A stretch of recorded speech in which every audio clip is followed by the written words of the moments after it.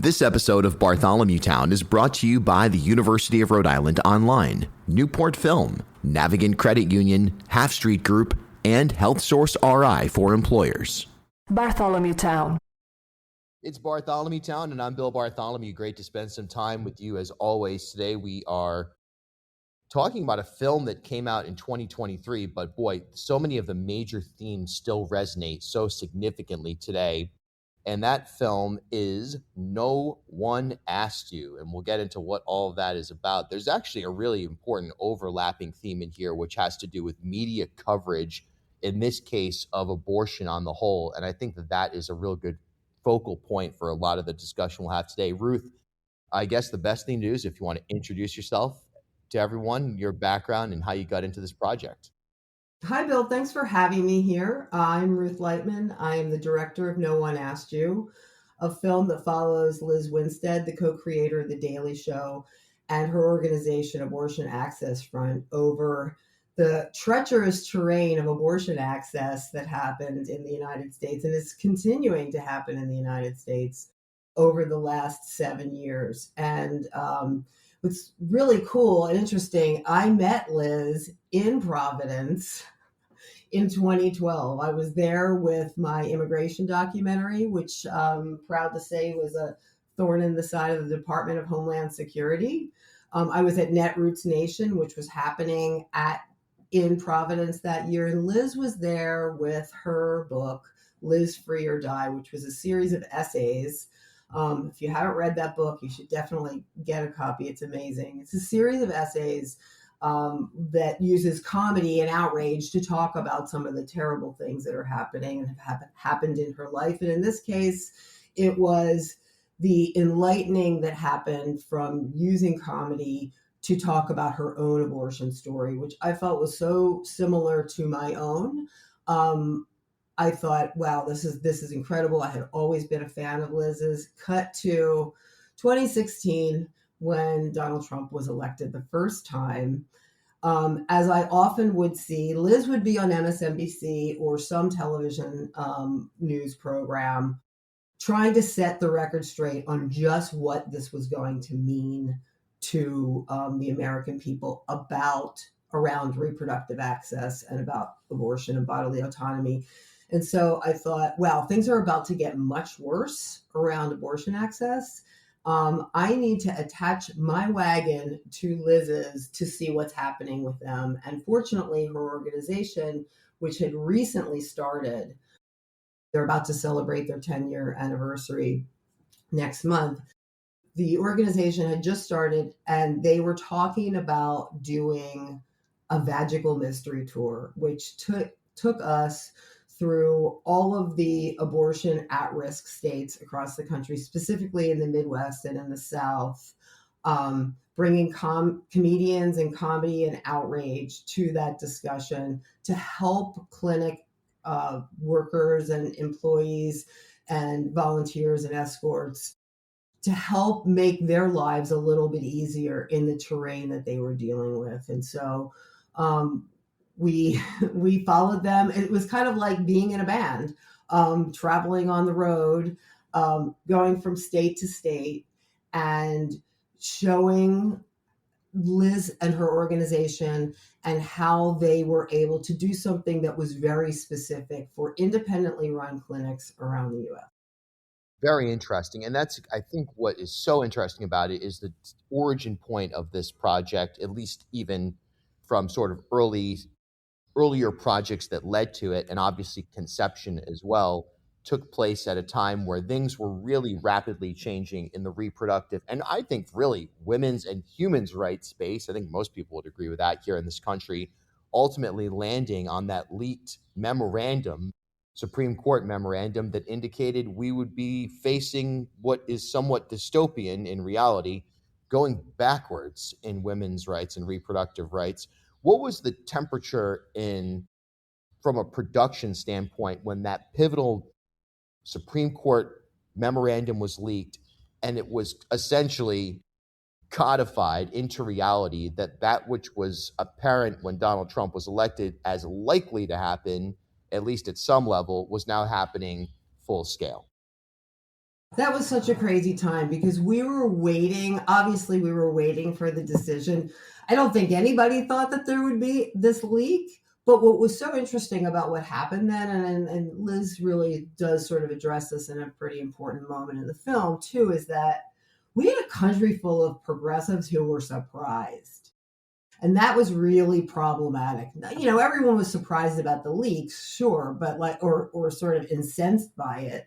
But we didn't think that we would have, but it was really, it was a wake up call that should have happened decades before that. And so then we had a country full of people who were like, what do we do? What do we do? And I think that was a really important moment because we had spent the last 7 years with people who knew that this was inevitable.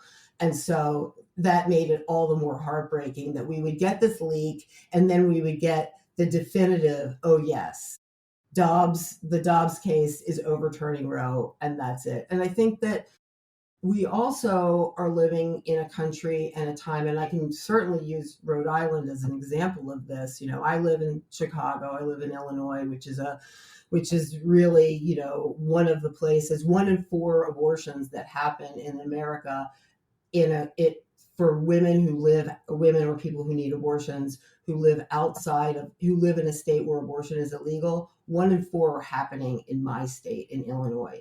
And so Rhode Island is certainly one of those places where people are going. And so I think there's this misnomer that if you live in New York or Illinois or Rhode Island or Maryland, that you will be fine and you will be safe. And I think that's the narrative that we really need to get people to understand, is that abortion is not what it needs to be unless it is safe, legal, and affordable for everyone. And I think that we need to understand that if we live in one of those abortion sanctuary states, if you want to call it that, where abortion is you know, more accessible, that even if you live there, you might not be able to get an appointment because somebody else is coming there from Texas. And I think that's why we all have to pitch in and be a really important part of the solution. What's so odd about this moment, and it's true of course, so many different legal scenarios, right? But in women's rights right now, reproductive rights on the whole, the highway exit that you get off of on an interstate can determine not only the type of care that you're able to receive and the availability of that care, even if it is legal, but also when you go macro on that, it can be a matter of life or death, depending on which state you're in. You are literally talking about potential scenarios of life or death, or of a crippling experience that, while not death, can dramatically change a woman's life, and not for the better if you're talking about the victims of rape or incest, so on and so forth. So we find ourselves in not only a moment where it is moving backwards in terms of human rights, it's also just a hodgepodge type of mess that the United States finds itself in a number of different areas, highlighted here by, just depending on which state you're born in or which state you reside in, the trajectory or the potential trajectory of your life is significantly altered. And I wonder, that plays into a broader theme of this film that I think is so important: media coverage. I don't think there's been enough media coverage on the division of opportunity that this scenario presents, this scenario being the post-Dodd era of reproductive rights, based on which state you're in. It's, other than education on the whole, there's hardly been anything more illustrative of the division in this country from a human rights standpoint. And that leads me to the question of some of your findings on the media's coverage of the important core issues at stake here. This is something that you highlighted pretty well in No One Asked You, but what's your take on that? Sure. So, I mean, it was an incredible opportunity to be able to follow someone like Liz, who is the co-creator of The Daily Show and a critic of the media. So she's in the media, she makes media, she's a comic. So she had that really broad perspective, like, that only comics have. In fact, she gave Rachel Maddow her first job and Stephen Colbert. So she is of that world, but also is a staunch critic of it and calls it out. And so, when she started her organization, she really came to understand, and this is, we sort of follow that trajectory in the film, that the media's under reporting of it absolutely contributed to A, the surprise that happened after the leak, and B, the confusion, because I think it is meant to, these laws, especially at the state level, are meant to confuse people. And they've done an incredible job. They have done their job. They have done their job to confuse people. And then the media is complicit in that by not reporting often. It's why Abortion Access Front started their weekly podcast, because there's so much abortion news that comes down the pike. I'm not even going to say daily. I'm going to say hourly. Like 6 things will happen in a day across the country, and it needs to be reported at the local level and at the national level. Rachel Maddow has done a really good job of reporting on this often and doing specials, but it shouldn't have to take that. It shouldn't have to take specials, a couple of times a year at that point to do that. And so for me as a filmmaker, it was really important to, when we're editing films and we're doing something on a timeline, it's very easy to say, oh, in this month, in this year, this happened, and then you go to a news clip. So it was really important to me to say, we have to tell this story without using the poorly and underreported media that was employed over the last 2 decades, because it does not suffice. We have to use, our own storytelling methods, the media that Abortion Access Front created, the comedy skits around that. How do we explain trap laws? Because we're not learning about a trap law that might be in Alabama on the local news. And so we needed to use that media. And fortunately, for us in telling the story, using comedy to do that, because at this point in this country, we need comedy to help get people, to gather people, to build community, and to get people to understand what's really at stake here. And you make, so many great points about that in all of these different states, that, depending where you go, it could be really catastrophic for you. And I think that one thing that the other side did very well is, there were several states that had ballot initiatives last year. We traveled with the film to help use the film as a way to bring people together, to educate people on the ballot initiatives. The states that it didn't pass were impossible. The burden of proof in Florida for the Yes on 4 was impossible, and those activists and those organizers did an amazing job. Nebraska had 2 ballot initiatives that were contradicting one another, and it confused voters. So I think that that's something that people need to understand, is that when we have these ballot initiatives state by state, that there are really catastrophic consequences that can come from a lack of understanding for the public. And that's what the media needs to do.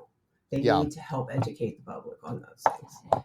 I couldn't agree more. And I think that it's a responsibility of the media that in a number of areas has been neglected in terms of framing out not only a broad storyline and timeline for folks to understand the travel of something like this, but also the nuances and the intricacies. I mean, that's as generic a statement as one could make, but it actually is quite applicable here. I want to talk about the humor aspect before we wrap, but before that, I just want to let the audience know, if you're hearing this anytime before Wednesday, October 8th, No One Asked You, there's going to be a documentary screening and Q&A coming up at the Rhode Island School of Design on Wednesday, October 8th. This is from 6:30 until 8:30. Doors are at 6, and this will be at the Metcalf Auditorium. That's right there off North Main Street. So plenty of parking, easily accessible, right there in downtown, where it intersects with College Hill. on Wednesday, October 8th. Otherwise, there are obvious ways to see this film. Any other regional, for our audience, it's a little bit more regional, that might be Boston or Martha's Vineyard or Connecticut. Any other screenings that you're aware of coming up? Yeah, we're actually showing the film the next day in Portsmouth, New Hampshire at the Portsmouth Music Hall. We have a fundraiser screening there with the Lovering Health Center, which is the independent clinic that's there. We're really excited about that. I think that's one of the things we've been doing lately is we've been using the film in different areas to help abortion funds raise funds because they need it. What a way to bring people together and have a night of celebration of our bodily autonomy and show the film and, have comedy. I think that, bring a comic in, bring a marching band in and celebrate our ourselves, our best selves. That's right. Well, that kind of brings me to the last theme I want to touch on, which is the importance of comedy in addressing these types of moments. I mean, look, comedy's been kind of swooped up by fascism. We saw the issue with Kimmel, but it's a lot more than that. I mean, there's just a general squeeze on the First Amendment, which is, I'm afraid, leading some people to want to operate a little bit outside of the spotlight, so to speak. That's not everybody, though. No doubt about it. There are definitely people pushing forward in all media, comedy included, taking a comedic lens to not just the reproductive rights issue, but this entire moment that we're living in, so to speak. How essential is that in your mind? What have you learned about the value and importance of comedy in addressing major issues and how it's received by people in the public, including those who may be opposed to the issue at hand, in this case, reproductive rights?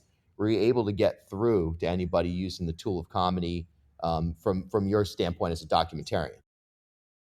Yeah, I think that in terms of getting through to people who were on the other side of the issue, I think the best way that this film has gotten through it raises that whole question of, you have lots of people saying pro-choice, but not pro-abortion. And I think we as a country have to have a reckoning with that you can't be pro-choice without being pro-abortion. You can't. I mean, you can't. You have to draw the line because these are people's lives that are changed drastically by that one decision, right? And so you have to embrace it and you have to say, I am pro-abortion. I am pro the person's life. I am pro any choice that they want to make. And so I think in terms of that, I think that there has been some shifting in ideas and values and opinions when it comes to people embracing and saying, okay, I understand why I need to use the word abortion and destigmatize it and say that I am pro. Um, and in terms of comedy, I feel like we, in this dystopian world that we live in, we have to use comedy because people need to check out. And I think that comedy, the comedians are the people who are calling it out and speaking truth to power and saying the things, and putting their money where their mouth is in a way that it's not happening in traditional journalism. And I think that it's a critical time. Like for me, I knew in 2016 that this was going to be a lifeline to a really important issue for me. I would not be talking to you right now and showing this film and out there in the world if I hadn't had an abortion at that same time. That I had an abortion the same time that Liz did. Different parts of the country, very similar circumstances. And it allowed me to become the artist that I am and to do the things that I needed to do. And I think that there are so many really important and very sad stories around this issue. And I think it's really time to elevate from that in a certain way and to bring joy and levity. We need that in order to continue the fight. We've been set back over 50 years and there's a lot of work ahead and we're going to need to laugh. We're going to need to laugh. I could not agree more. I think that is one of the most important statements that anybody can make right now. Ruth, thanks so much for your time today. Again, if you're listening to this in Rhode Island before Wednesday, October 8th, it is at RISD, the screening, that is, and it will be at 6, doors at 6:30 p.m. at the Metcalf Auditorium. Very accessible facility. If you've missed that, you want to go up to Portsmouth, take a 2-hour trip from Providence, recommend doing that anyway. You'll have the chance to see that on Thursday night. And then in general, keep an eye out for more and more of this project. And look, let's just hope that somehow, some way, we get this overall dystopian moment dialed in, but at least we can laugh through it in parts. Ruth, again, thanks for your time. Thank you. Stay in touch with us at noneaskegyoudoc.com. Thank you so much for being an ally, Bill, and thanks for having me on. Pleasure. At HealthSource RI for Employers, we provide access to health insurance to more than 1,200 local businesses and nonprofits, and 96% of them renew through us every year. Maybe it's our choice of 19 different health plans, our more than 10 years of customizing solutions, or our one local team of dedicated experts helping employers find quality health and dental insurance. See how our numbers stack up for you. Learn more at healthsourceri.com/employers.